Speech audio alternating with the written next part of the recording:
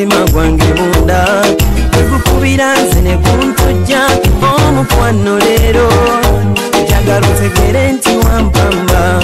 wotoli siryasenywa nze sebaka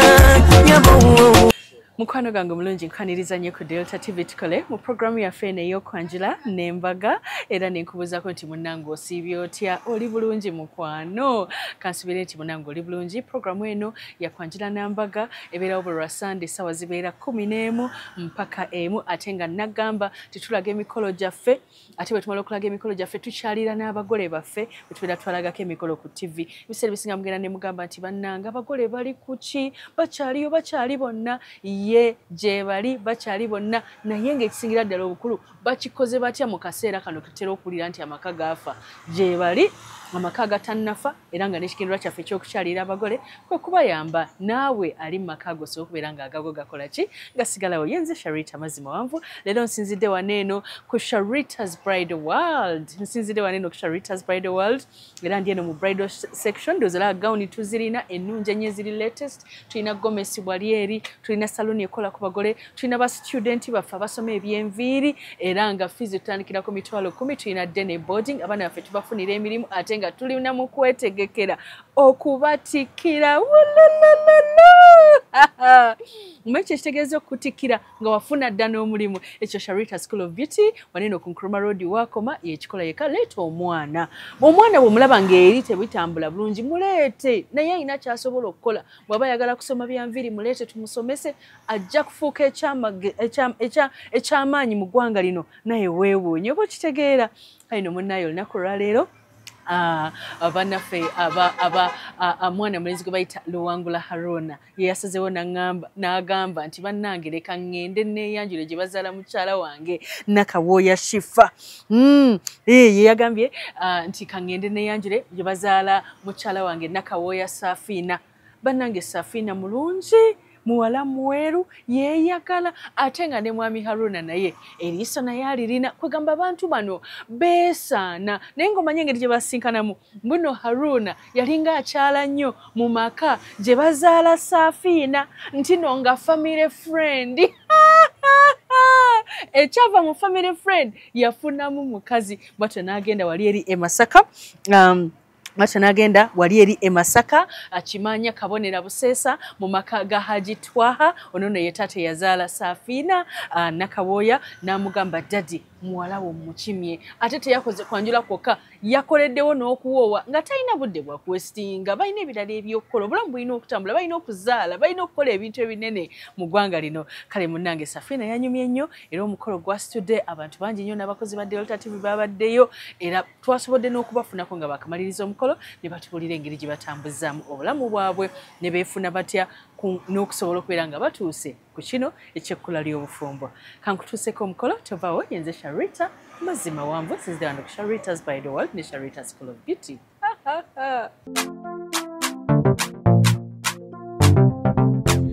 Echama twasize echama nakufuna ngalonza kavangata bintu bya mutima nze samanya nagezaako dda byalema nga njagala manye kubyanika omukwano kawowo mama kokolotya nebosibe fumbe bivaayo nebyeyasa ze nafumba lubutu ebijja mu maaso ntyalibani okulujula laba wona nno ebyali byekyama twasize ekyama biri bye twakweka twasize ekyama omukwano muzuzi kokolotya togwewala gwankwasala omungenjoka bwezeyisa seyali emanyi mulavu sigonzebwa mpola mpolo mutima nga gubbibwa bwe nakuma ebyama nebifuuka ebyama lava ojoga laba bonkuba enkwala bangamba kawowo mukwano kokolotya nga nsibye n'ebyeyasa ebyali byenkyama twasize ekyama biri bye twakweka bye bifuuse ensonga ebyali byenkyama twasize ekyama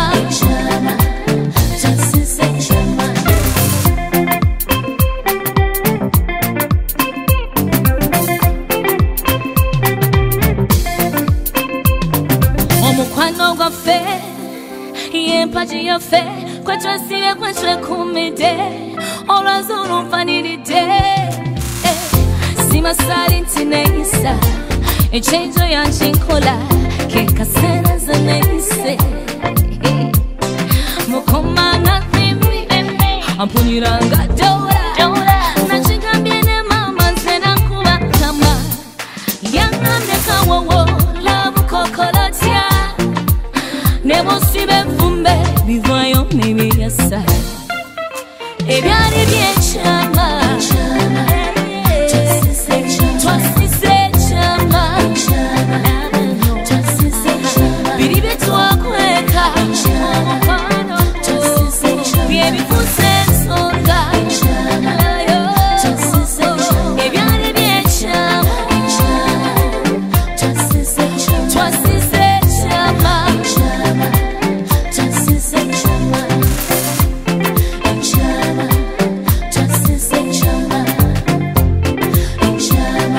twanirizaako abagenyi baffe wala malombolombo era nnono ya nnyumba eno omugenyi yenna ajja n'ensawo ye n'akyama eka eno tumuyisaamu maaso omanyi obonyawamanyi mwebale okulazaanya ne mutuukiriza temu mpolampola wekkaanye eno wekkaanye eri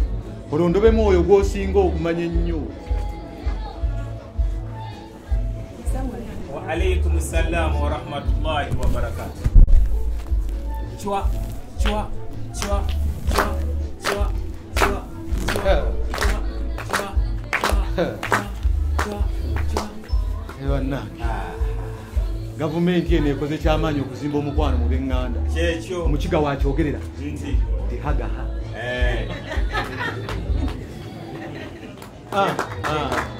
kale omwana oyo kolaba ye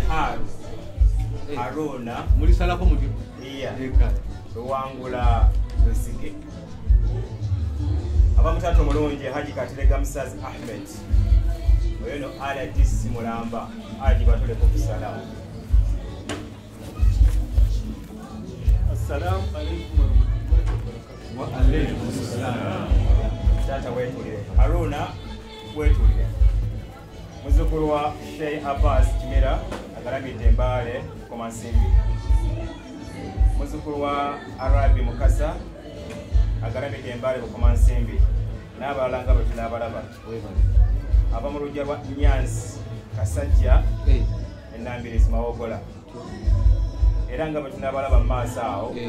aba mu Ssekabaka Waswa Winyi ow'olubereberye Kyamale Kibulala Singo omwana oyo gwolaba mulangira era omwana waffe Sabina agenda musemberera mu nteekateeka egenda maaso. Assalamu alaikum. Wa alaikum assalam wa rahmatullahi wa barakatuh.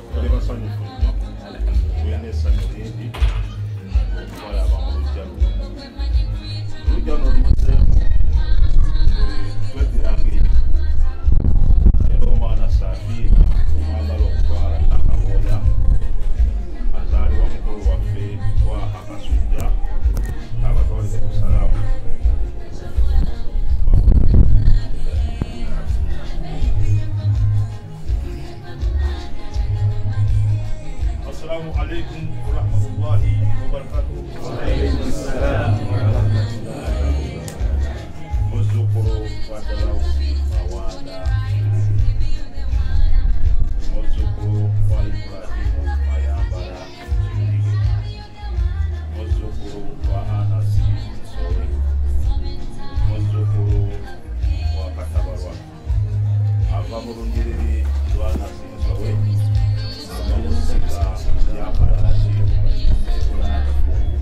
ebiro alaba oba azaalika senga amuleete bukukubira nga kinywa kyangu amuteeke mu maaso kata bwakkiriza nti azaalibwe ng'azaalibwa bwagaana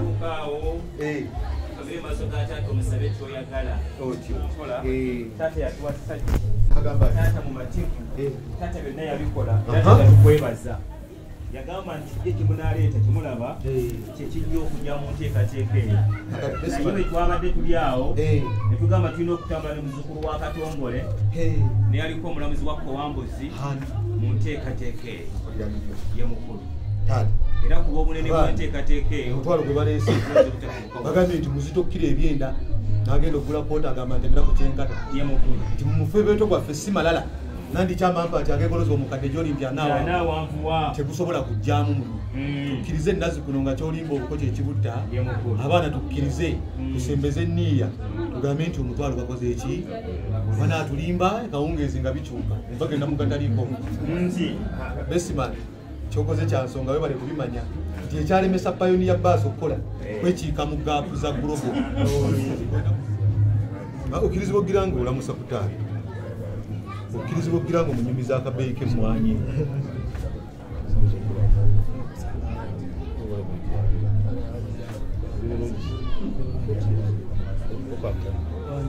kukankana beera bugumu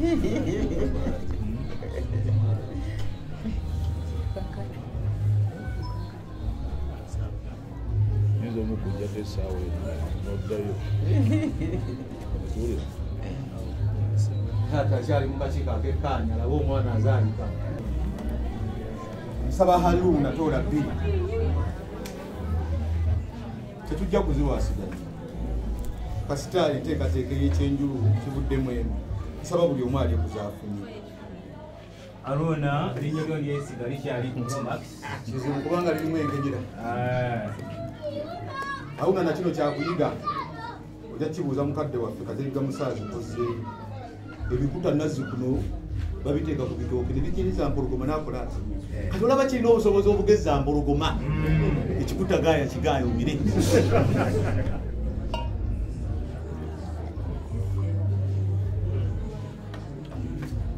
juzaawo obusiraamu tebutukkiriza kulekawo gaamu nabwe tuba mu masiki nassu ku nassu olekerawo gaapu goti sitaani ng'omuwadde ekyali kale sooka owe taata mirimu sebo siima onywa erondo lw'amazzi olwo gabuddwa mwanyinaffe nywako gasooka nywako agasooka Haruna ogenda kweyamba omukisa guno onywereko taata wanyweredde saba nnyo mu ddiini yo akuwa amazzi nga naye anyweddeko agawe atitandika obusiraamu bwakigonza buli wolekawo ekyokulya ku suwaali oba mu giraasi oba mu diibuusi eba okimalawo eba sunna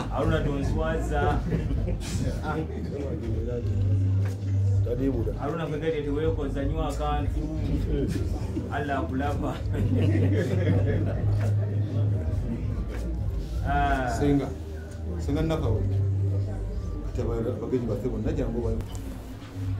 twesiimye nnyo okubanga mukadde waffe azze okuzaalibwa mu nnyumba yaffe eno aze ne bakama baffe ab'okukitundu abatwala mu ddiini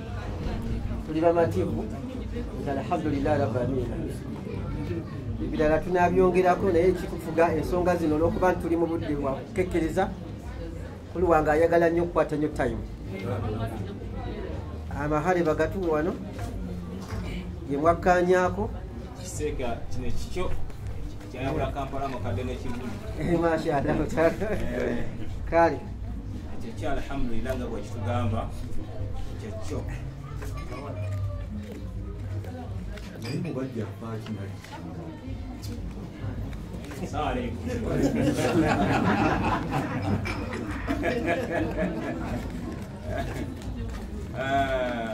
N'olw'ensonga eyo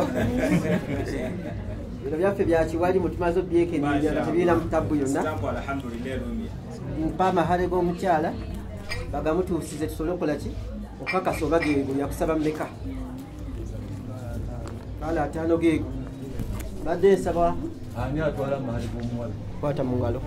tukole ku nsonga y'ebutambale waitu ya sunna tuulaba oti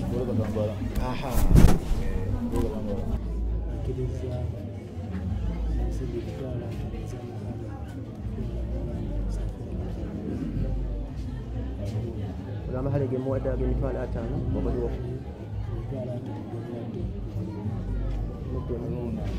wagitaata tosobola kwongera kukkiriza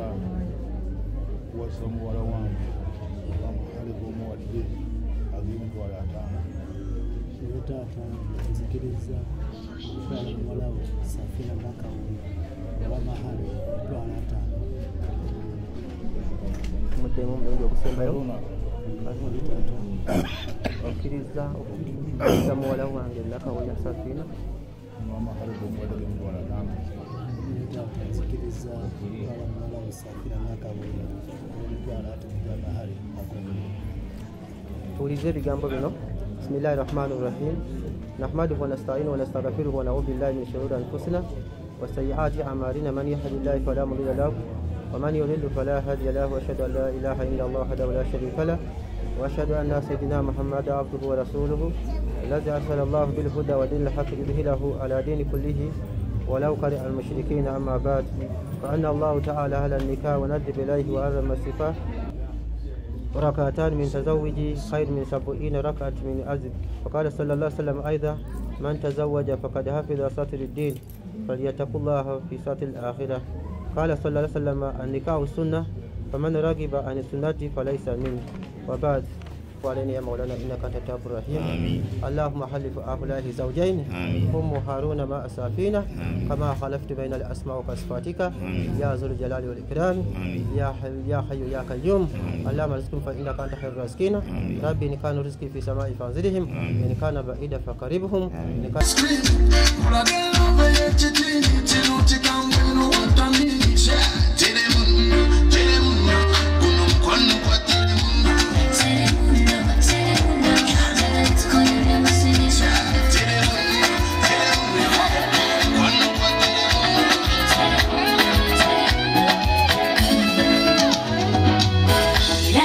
Soba mbi matu mazaka sera na kumbe yamba nitakati matu kaja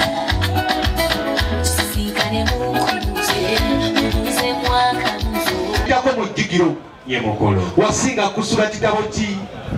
sebo kyanda kyandibadde kisumuluzo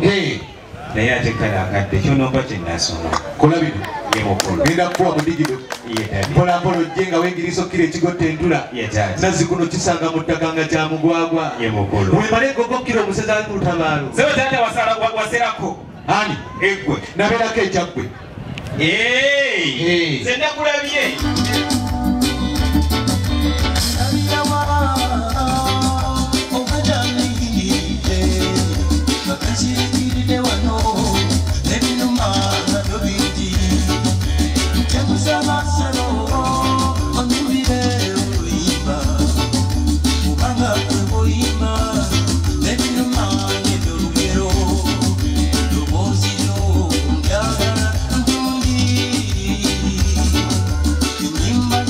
Sena imbanja sitenda saba sajja kabaka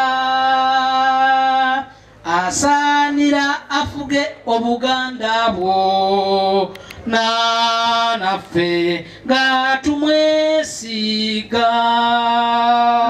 awangale sebufu bwango n'abalumba olubiri amalalo gabo bagaseeteze nab'empewo bafuwe wange Sheikh Kabuye tuweddwa omukolo guno tuguwonge mu mikono gya Mwenyezi Mungu. أعوذ بالله من الشيطان الرجيم بسم الله الرحمن الرحيم الحمد لله رب العالمين غير المغضوب عليهم ولا الضالين آمين. Ochalaba okwanjula n'embaga